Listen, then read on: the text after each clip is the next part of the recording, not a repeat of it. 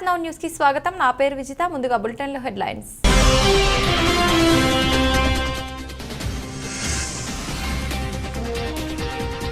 Ukraine Russia సరిహద్దుల్లో యుద్ధ వాతావరణం. భారత్ ఆందోళన.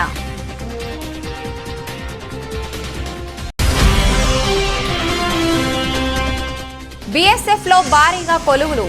2788 పోస్టుల భర్తీకి నోటిఫికేషన్.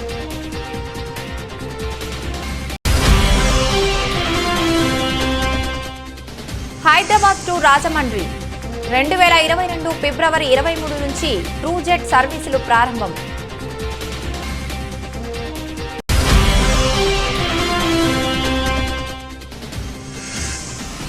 సెమీఫైనల్స్ కు యూపీ యోధా బెంగళూరు బుల్స్ ప్రత్యర్థులపై విజయం సాధించిన ఇరు జట్టులు.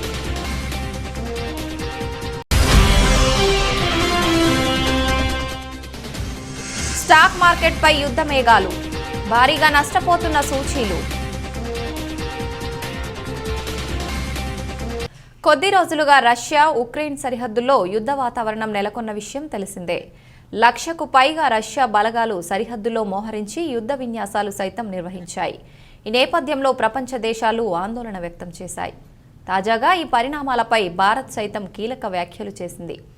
సరిహద్దుల్లో నెలకొన్న ఈ పరిణామాలు శాంతికి భంగం కలిగించేలా ఉన్నాయని వ్యాఖ్యానించింది. మంగళవారం ఉక్రెయిన్ అంశంపై ఐక్యరాజ్య సమితి భద్రతా మండలి నిర్వహించిన అత్యవసర సమావేశంలో భారత శాశ్వత ప్రతినిధి టిఎస్ తిరుమూర్తి పాల్గొన్నారు. ఈ సందర్భంగా ఆయన మాట్లాడుతూ అన్ని పక్షాలు శాంతి భద్రతల పరిరక్షణకు కట్టుబడి ఉండాలని కోరారు. ఈ ఉద్రిక్తల అంశంపై వీలైనంత త్వరగా 2 దేశాల మధ్య చర్చలు ప్రారంభించాలని సూచించారు. ఈ క్రమంలోనే ఉక్రెయిన్లో 20,000 మందికి పైగా ఉన్న భారత పౌరులు, విద్యార్థుల భద్రతపై ఆందోళన వ్యక్తం చేశారు. వారి రక్షణే తమ ప్రధాన లక్ష్యమని పేర్కొన్నారు. కాగా అన్ని దేశాల ప్రయోజనాలను దృష్టిలో పెట్టుకుని 2 దేశాల మధ్య ఉద్రిక్తతలను తగ్గించాలన్నారు. దౌత్యపరమైన చర్చల ద్వారానే ఈ సమస్యను పరిష్కరించడం సాధ్యమవుతుందన్నారు. ఉద్రిక్తతలను తగ్గించేందుకు ట్రైలేటరల్ కాంట్రాక్ట్ గ్రూప్ ద్వారా ప్రయత్నిస్తున్న దేశాలకు తగిన ప్రాధాన్యం ఇవ్వాలని ఆయన సూచించారు.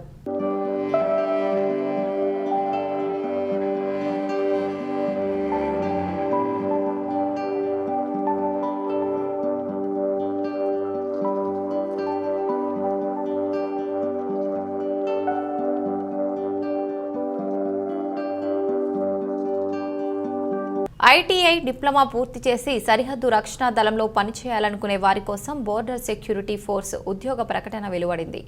దీనిలో భాగంగా కానిస్టేబుల్ పోస్టులను భర్తీ చేయనున్నారు.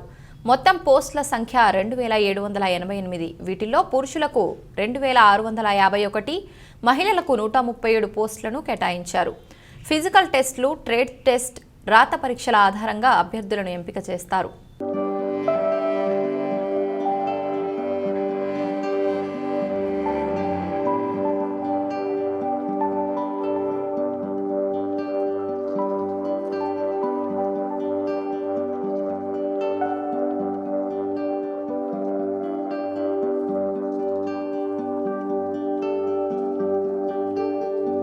విమానయాన సంస్థ ట్రూజెట్ తన సేవలను ఫిబ్రవరి 23 నుంచి తిరిగి ప్రారంభిస్తోంది. వివిధ పరిపాలన, సాంకేతిక కారణాల వల్ల ఫిబ్రవరి 5 నుండి కార్యకలాపాలు తాత్కాలికంగా నిలిచాయని కంపెనీ తెలిపింది. హైదరాబాద్ విద్యానగర్, బెంగుళూరు విద్యానగర్, బెంగుళూరు బీదర్, బెంగుళూరు హైదరాబాద్, రాజమండ్రి హైదరాబాద్ నాందేడ్ హైదరాబాద్, ముంబై నాందేడ్ ముంబై కొల్హాపూర్ ముంబై జల్గావ్ ముంబై రూట్లలో సర్వీసులు ఉంటాయని ట్రూజెట్ ఎండీవీ ఉమేష్ సోమవారం వెల్లడించారు.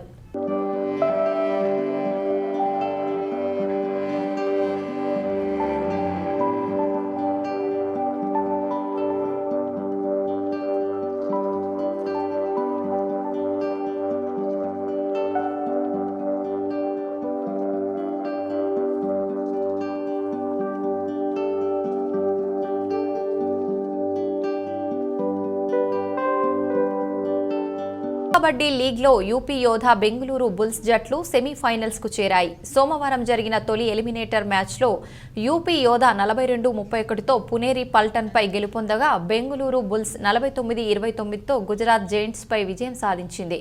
మ్యాచ్ ఆరంభంలో అస్లాం మోహిత్ గోయత్ రైడింగ్ పాయింట్లతో పునేరి 5తో ఆధిక్యంలోకి దూసుకెళ్లింది. దీంతో 7వ నిమిషంలో యూపీ ఆలౌట్ అయింది. తర్వాత పర్దీప్ వరుసగా కూతకు వెళ్లి పాయింట్లు తెచ్చిపెట్టడంతో పుంజుకుంది. స్టార్ రైడర్ 18 పాయింట్లతో రాణించాడు. ప్రత్యర్థి పునేరి జట్టులో అస్లాం ఇనామ్దార్ మెరుగు కనిపించాడు. రెండో ఎలిమినేటర్ పోరులో బెంగళూరు సమిష్టిగా రాణించింది.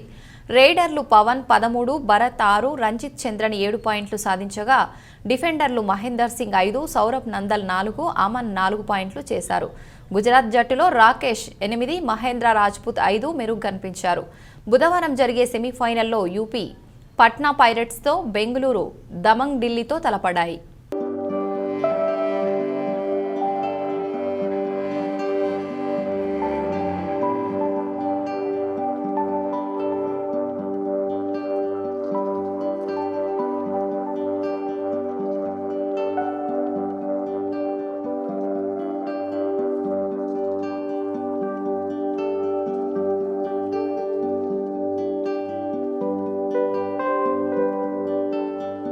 ఉక్రెయిన్ కేంద్రంగా నాటో రష్యాల మధ్య నెలకొన్న వివాదం మరింత తీవ్రమైంది. దీని ప్రభావం నేరుగా స్టాక్ మార్కెట్పై మంగళవారం కనిపించింది. ఉక్రెయిన్ విషయంలో ఇటు రష్యా అటు అమెరికా వెనక్కి తగ్గకపోవడంతో యుద్ధం తప్పదనే పరిస్థితి నెలకొంది. దీంతో ఇన్వెస్టర్లు మార్కెట్ల నుంచి తమ పెట్టుబడులు వెనక్కి తీసుకుంటున్నారు. మరోవైపు ఈ వివాదం కారణంగానే విదేశీ మార్కెట్లు సైతం అతలాకుతలమవుతున్నాయి. క్రితం రోజు బీఎస్ఈ సెన్సెక్స్ 57,683 పాయింట్ల వద్ద ముగిసింది. ఈ రోజు ఉదయం మార్కెట్ ప్రారంభం కావడంతోనే నష్టాలు మొదలయ్యాయి. మొదటి 10 నిమిషాలలోపే బీఎస్ఈ సెన్సెక్స్ ఏకంగా 1,261 పాయింట్లు నష్టపోయింది. మరోవైపు నిఫ్టీ సైతం 358 పాయింట్లు నష్టపోయింది. ఒక్కసారిగా అమ్మకాల ఒత్తిడి తీవ్రమైంది. దీంతో నిఫ్టీ 17,000 దిగువకు చేరుకోగా సెన్సెక్స్ 57,000 కిందకు పడిపోయింది. ఉదయం 9:20 సమయానికి బీఎస్ఈ సెన్సెక్స్ 916 పాయింట్ల నష్టంతో 1.59% క్షీణించి 56,767 పాయింట్ల దగ్గర ట్రేడ్ అవుతోంది. ఎన్ఎస్ఈ నిఫ్టీ 287 పాయింట్ల నష్టంతో 1.67% క్షీణించి 16,919 పాయింట్ల దగ్గర కొనసాగుతోంది. స్మాల్, మిడ్, లార్జ్ క్యాప్ షేర్లలో అమ్మకాలు కొనసాగుతున్నాయి. విదేశీ ఇన్వెస్టర్లు తమ పెట్టుబడులు వెనక్కి తీసుకుంటున్నారు. అయితే ఉక్రెయిన్ వివాదంతో ఈరోజు ఐక్యరాజ్య సమితి భద్రతా మండలి అత్యవసర సమావేశం నిర్వహిస్తామని ప్రకటించింది. దీంతో మార్కెట్ నష్టాలకు కొంతైనా బ్రేక్ పడవచ్చని నిపుణులు అంచనా వేస్తున్నారు.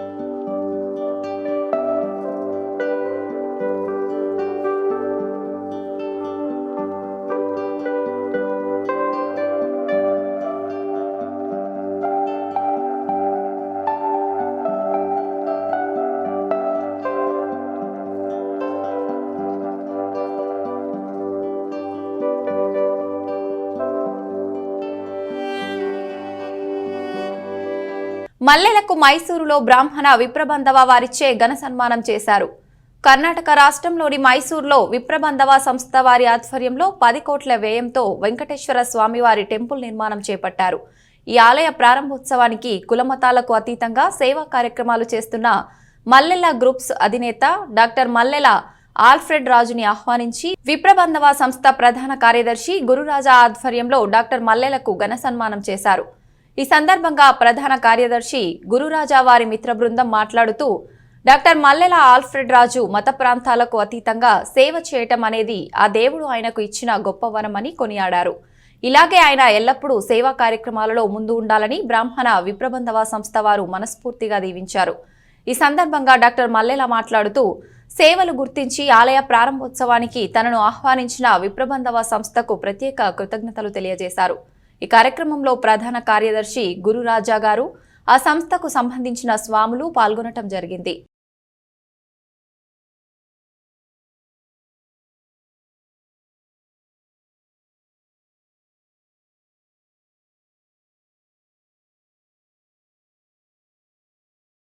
కడప జిల్లా బద్వేల్ పట్టణంలోని 3వ వార్డులో చేపడుతున్న డ్రైనేజీ పనులు నాసిరకంగా చేస్తున్నారని వార్డు ప్రజలు ఆరోపిస్తున్నారు.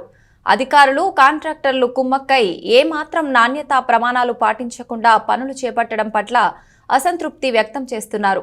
14వ ఆర్థిక సంఘం నిధుల ద్వారా సుమారు 35 లక్షల వ్యయంతో చేపడుతున్న పనుల్లో నాణ్యత లేదని గతంలో స్థానిక కౌన్సిలర్ జోక్యం చేసుకుని మున్సిపల్ కమిషనర్ ఇంజనీరింగ్ అధికారులతో చర్చించినా ఫలితం లేకపోవడంతో స్థానికులు ఆగ్రహం వ్యక్తం చేస్తున్నారు. స్థానిక వైసీపీ నాయకుల అండతో కాంట్రాక్టర్ ఇష్టానుసారంగా వరళ్లు చేపడుతున్నట్లు స్థానిక ప్రజలు పేర్కొంటున్నారు. ఇప్పటికైనా సంబంధిత అధికారులు స్పందించి పనుల్లో నాణ్యతా ప్రమాణాలు ఉండేటట్లు చూడాలని స్థానికులు కోరుతున్నారు.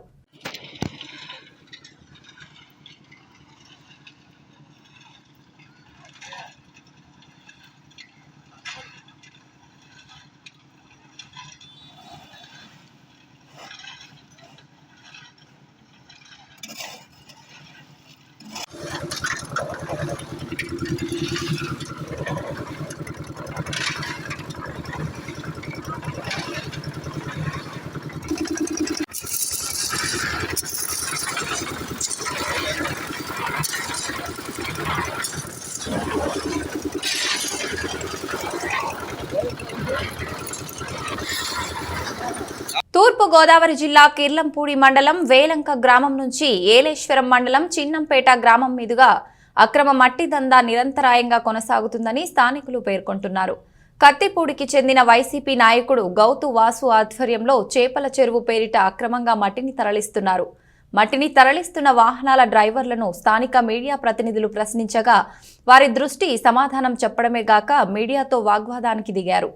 అక్రమంగా మట్టి తవ్వకాలు జరుగుతున్న విషయాన్ని అధికారులకు అనేకసార్లు ఫిర్యాదు చేసినా పట్టించుకోవటం లేదని స్థానికులు ఆగ్రహం వ్యక్తం చేస్తున్నారు.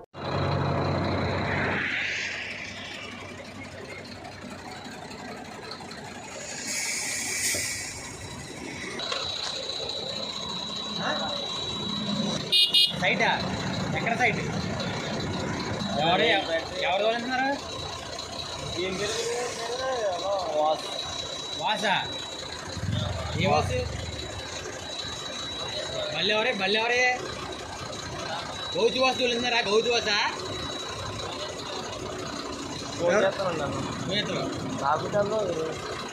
తెలకండ తోకలు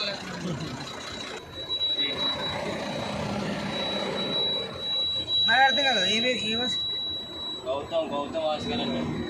తొలి మొత్తమా ఆయనదండి బండి. ఏం పేరు? గౌతమ్ వాసు. ఎక్కడికి? ఏ కంపెనీ?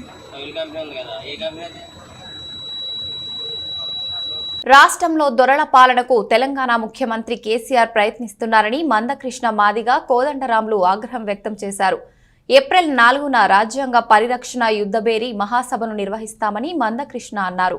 భారత రాజ్యాంగాన్ని మార్చాలని ముఖ్యమంత్రి కేసీఆర్ చేసిన వ్యాఖ్యలను నిరసిస్తూ ఉస్మానియా యూనివర్సిటీ ఇంజనీరింగ్ కళాశాల ఈసీఈ ఆడిటోరియంలో మాదిగ స్టూడెంట్ ఫెడరేషన్ మరియు ఐక్య విద్యార్థి సంఘాల ఆధ్వర్యంలో విద్యార్థి సదస్సు నిర్వహించారు. ఈ కార్యక్రమానికి ముఖ్య అతిథిగా ఎంఆర్పీఎస్ వ్యవస్థాపక అధ్యక్షుడు మందకృష్ణ మాదిగ, తెలంగాణ జనసమితి అధ్యక్షుడు కోదండరాం హాజరయ్యారు. ఈ సందర్భంగా వారు మాట్లాడుతూ ప్రపంచమంతా అంబేద్కర్ రాసిన రాజ్యాంగాన్ని అత్యుత్తమ రాజ్యాంగమని కొనియాడుతుంటే కేసీఆర్ మాత్రం రాజ్యాంగం మార్చాలని అంటున్నాడు. కేసీఆర్ నియంతృత్వానికి, రాచరిక పాలనకు రాజ్యాంగం అడ్డు తగులుతుందనే కారణంతోనే మార్చాలని అంటున్నాడని అన్నారు. రాజ్యాంగ మౌలిక లక్షణాలైన ప్రజాస్వామ్యం, సామాజిక న్యాయం, సమానత్వం, స్వాతంత్ర్యం, పౌర హక్కులు అంటే కేసీఆర్కి నచ్చటం లేదు. రాచరిక పాలన, దొరతనం, అహంకారంతో కేసీఆర్ ఇష్టం వచ్చినట్లు మాట్లాడుతున్నాడని అన్నారు.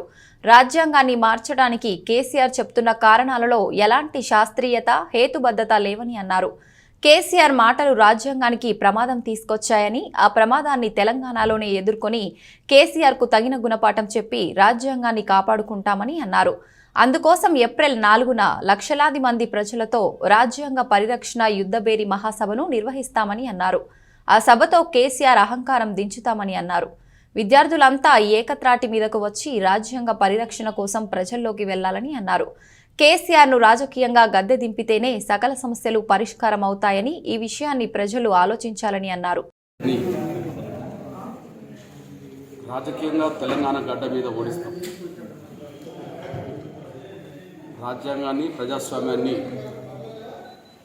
కాపాడుకునే పోరాటంలో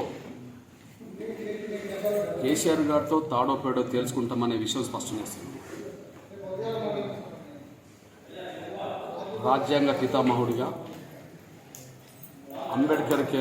అంబేద్కర్కున్న పేరును కనుమరుగు చేయడానికే, అంబేద్కర్ దళితుడు కావడం వల్లనే దళితుడు రాసిన రాజ్యాంగం ఈ దేశానికి ఎంతకాలం ఉండాలనే ఒక కుట్రబుద్ధితోటే కేసీఆర్ రాజ్యాంగ వ్యతిరేక వ్యాఖ్యలు చేసిండనే విషయం స్పష్టంగా ఉంది. వివక్షతకు బాధలకు గురైన వ్యక్తి మహనీయుడు అంబేద్కర్ కనుక వివక్షత లేని వ్యవస్థ రావాలని, ఎలాంటి అసమానతలు లేని వ్యవస్థ రావాలని, భారతదేశంలో సౌమ్యవాదాన్ని కూడా రావాలని కలలుగంటూ రాజ్యాంగాన్ని రచించాడు. సామాజిక న్యాయానికి, సమానత్వానికి వ్యతిరేకి కేసీఆర్ కనుక కొనసాగకుండా అవాంతరాన్ని సృష్టించడం ఎక్కడి నీతి, ఎక్కడి ధర్మం? అంటే ఎంత చిన్న విషయం కానీ అక్కడ కూడా రాజ్యాంగం అమలైతే జీవితం ఎంత బాగుంటుండే. రాజ్యాంగం అమలైతే నిన్న అషఫ్ అరెస్ట్ కాకపోతుండే, కామారెడ్డిలో లక్ష్మణ్ అరెస్ట్ కాకపోతుండే. అదే అమలైతే ముఖ్యమంత్రి కాదు ఫామ్ హౌస్కు పోయినప్పుడల్లా రోడ్డు ఎక్కడి వేధింపులకు గురి చేసే పరిస్థితి ఉండకపోతుండే. ఎంత సుఖంగా ఉంటుంది కదా. ఆఫీస్కి ఎవరు పోయినా ఒకే రకమైనటువంటి న్యాయం దొరుకుతుండే. చెప్పులు లేకపోయినా, చెప్పులు వేసుకొని పోయినా ఒకే రకమైన న్యాయం దొరుకుతుండే. మనం అనుకుంటాం ఇది ఏమంత గొప్ప విషయం అని. ఒక్కసారి హైదరాబాద్లో రోడ్లు చూస్తారు కదా, చెత్త తీసుకుపోతారు కదా వ్యాన్లన్నా, చూసిండ్రా మీరు? వాళ్ళు ఒక్కసారి కమిషనర్ ఉంటుకోరు. ఇక మేము చెప్తాయి కదా భారత రాజ్యాంగం అమలు చేస్తే ఏమవుతుంది అనేది అప్పుడు ప్రతి గిరిజనుడు సద్గురు సంత్ సేవాలాల్ మహారాజ్ మార్గంలో నడవాలని ఎమ్మెల్యే రవీంద్ర కుమార్, మాజీ ఎమ్మెల్యే బాలునాయక్ పిలుపునిచ్చారు. నల్గొండ జిల్లా దేవరకొండ పట్టణంలోని బంజారా భవన్లో సోమవారం సంత్ సేవాలాల్ మహారాజ్ 283వ జయంతిని ఘనంగా నిర్వహించారు. ఈ సందర్భంగా ఎమ్మెల్యే రవీంద్ర కుమార్, మాజీ ఎమ్మెల్యే బాలునాయక్లు మాట్లాడుతూ సంత్ సేవాలాల్ మహారాజ్ గిరిజనులతో పాటు అందరి ఆరాధ్య దైవమని అన్నారు. 200 ఏళ్ల క్రితమే మనం ఎలా జీవించాలో చెప్పిన గొప్ప సద్గురు సంత్ సేవాలాలని, ఆయన చూపిన మార్గంలో నడవాల్సిన బాధ్యత మనందరిపై ఉందన్నారు. లంబాడా జాతిలో పూజలు చేసే విధానాన్ని అమల్లోకి తేవడంతో పాటు గిరిజనుల జాతిని జాగృతం చేసిన మహనీయుడు సంత్ సేవాలాల్ మహారాజ్ అని కొనియాడారు. బంజారాలు అంటే నాడు బ్రిటిష్కు వ్యతిరేకంగా పోరాడిన ధైర్యవంతులని అన్నారు. ఈ కార్యక్రమంలో ఆర్డీఓ గోపీరాం, గిరిజన సంఘం అధ్యక్షుడు లక్ష్మణ్ నాయక్, ఇతర నేతలు, నియోజకవర్గ పరిధిలోని పలువురు ప్రజా ప్రతినిధులు, నేతలు, అధికారులు పాల్గొన్నారు.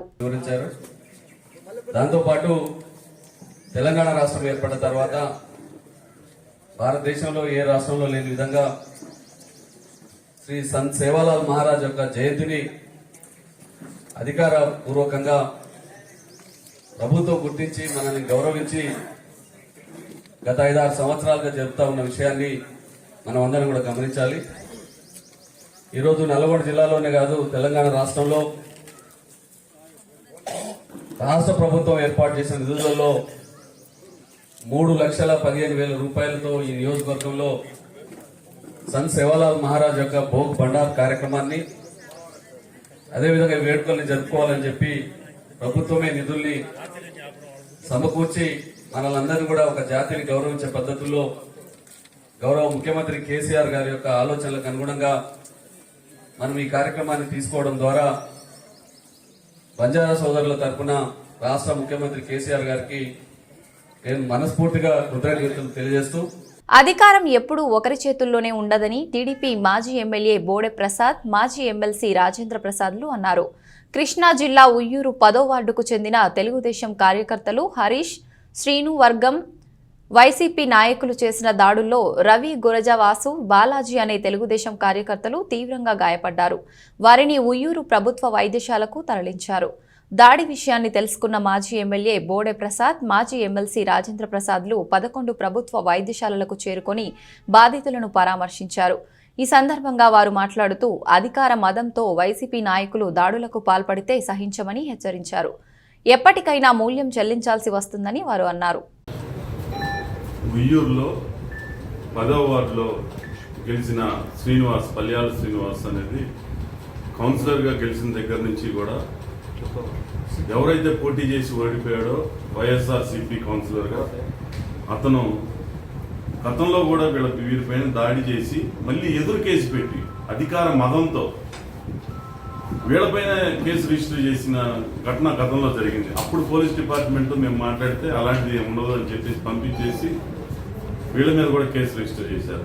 ఇప్పుడు ఇంట్లో కూర్చున్న వాళ్ళకి ఫోన్ చేసి వీధిలోకి పిలిచి మరి దాదాపుగా 30 మంది దాడి చేసి మరి తలకి కానీ చేతులకు కానీ లేకపోతే ఒక చెయ్యి ఫ్రాక్చర్ అవటం కానీ ఈ విధంగా మరి ఒక గొడ్డును బాధినట్టుగా ఈ విధంగా రౌడీజం చేయడం అనేది ఈ వైఎస్ఆర్సీపీ కార్యకర్తలకి హెచ్చరిస్తా ఉన్నాం.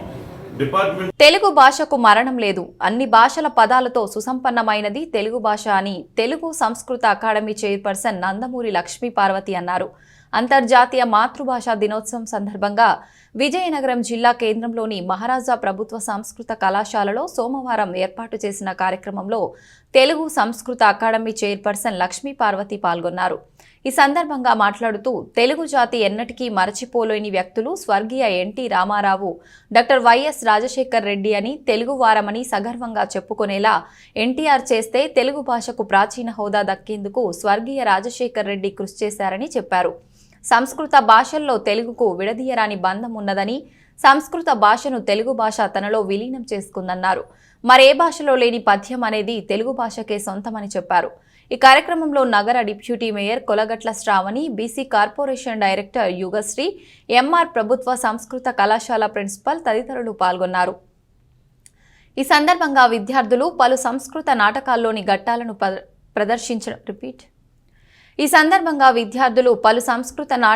ఘట్టాలను ప్రదర్శించడం, పద్యాలను పఠనం చేయడం వంటి కార్యక్రమాలు నిర్వహించారు. చెప్పినటువంటి మాట మనం ఎప్పుడూ కూడా స్మరించుకోవాల్సింది. అమ్మ బంధం అనేది పేరు కోసిన తర్వాత ఇద్దరు వేరుపడతారు, శిశువును తల్లి. కానీ మాతృభాష ఏ దేశం వెళ్ళినా, ఎక్కడైనా, ఏ పీకలు ఎక్కినా, ఎవరేమన్నా ఒకడరా నీ తల్లి భూమి భారతిని, నిలపరా నీ జాతి ఎంతో గౌరవము. ఈరోజు కూడా యునెస్కో అదేవిధంగా ఈ భాషలన్నిటికీ కూడా గుర్తించినటువంటి యునెస్కో దాంట్లో తెలుగు భాష ఒకనాడు చాలా అగ్రస్థానంలో ఉన్నటువంటి పరిస్థితి. విశాఖపట్నం జిల్లా రోలుగుంట మండలం ఎంకే పట్నం పంచాయతీ పెద్దపీట గ్రామ సమీపంలోని టేకు తోటల్లో విద్యుత్ షార్ట్ సర్క్యూట్ వల్ల ఈ ప్రమాదం చోటు చేసుకుంది. గ్రామస్తులు భయభ్రాంతులకు గురై వెంటనే అగ్నిమాపక శాఖ అధికారులకు సమాచారం అందించారు. దీంతో హుటాహుటిన అగ్నిమాపక సిబ్బంది వాహనంతో సంఘటనా స్థలికి చేరుకున్నారు. అయితే గ్రామదేవత గుడి ముందు వేసిన పందిరి రోడ్డుకు అడ్డంగా ఉండడంతో వాహనం నేరుగా సంఘటనా స్థలి సమీపంలోకి చేరుకోలేకపోయింది. అగ్నిమాపక సిబ్బంది చాకచక్యంతో సంఘటనా స్థలానికి చేరుకుని పెద్దపీట సహాయంతో మంటలను అదుపులోకి తీసుకువచ్చారు. దీంతో గ్రామస్తులు ఊపిరి పీల్చుకున్నారు. పెదపేట గ్రామం అని ఎంకపేట కొత్తపట్నం పంచాయతీ గ్రామం పెదపేట, అక్కడ అగ్ని ప్రమాదం జరిగిందని చెప్పి 7:40 మేము కరెంట్ ఆఫీస్కి ఫోన్ చేసాం. కరెంట్ ఆపేయడం జరిగింది. నెక్స్ట్ ఫైర్ ఆఫీస్కి ఫోన్ చేసాం. ఫైర్ ఆఫీస్ బండి వచ్చింది. ఇదిగో నా వెనకాలే ఉన్న ఫైర్ ఆఫీస్ బండి ఉంది, వెళ్ళడానికి అవకాశం లేదు.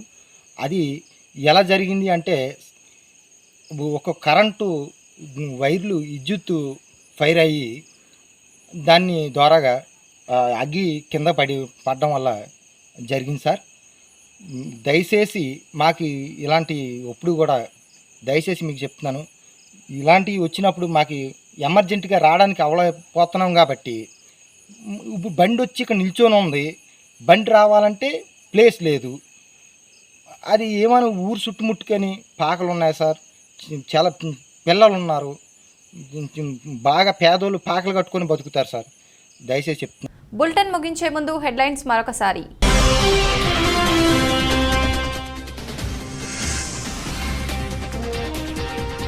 ఉక్రెయిన్ రష్యా సరిహద్దుల్లో యుద్ధ వాతావరణం, భారత్ ఆందోళన.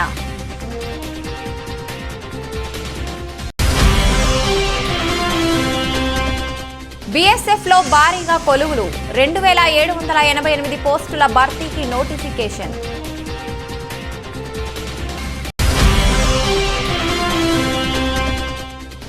హైదరాబాద్ టు రాజమండ్రి 2022 ఫిబ్రవరి 23 నుంచి ట్రూజెట్ సర్వీసులు ప్రారంభం.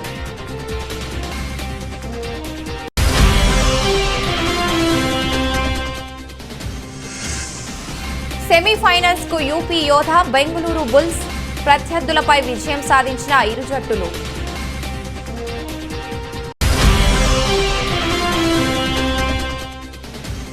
స్టాక్ మార్కెట్పై యుద్ధ మేఘాలు, భారీగా నష్టపోతున్న సూచీలు. ఇది ఇవాల్టి బులెటిన్. మరొక బులెటిన్లో మళ్ళీ కలుసుకుందాం. అంతవరకు సెలవు. నమస్కారం.